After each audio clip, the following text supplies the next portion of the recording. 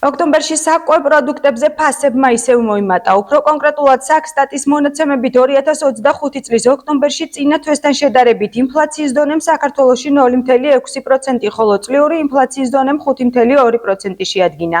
როგორც სტატისტიკის ეროვნული სამსახურის მონაცემებიდან ჩანს, საანგარიშო პერიოდში ყველაზე მეტად გაძვირებულ პროდუქტებს შორის ძირითადად სოფლის მეურნეობის პროდუქცია ჭარბობს.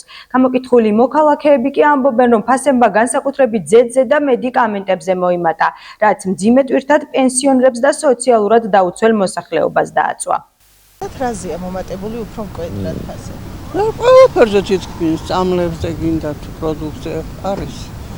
უფრო წამლებზე ვცნობ მომატებას. გასამაგებულია ფასების შაშალენთან შედარებით. ძალიან არის მომატებული. ცოტა შეიმატა.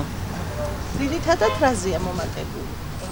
რასი არის ახლა რავი, პამიდორი გაძვირდა, კიტრი გაძვირდა, კარტოფილი, რავი, ყველაფერი ცოტ-ცოტად გაძვირდა.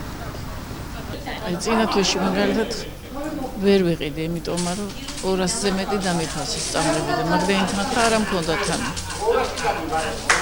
გამოვედი უკან. ზეთმა მოიმატა, პურმა მოიმატა. აი ახლა არჩევნების მერე.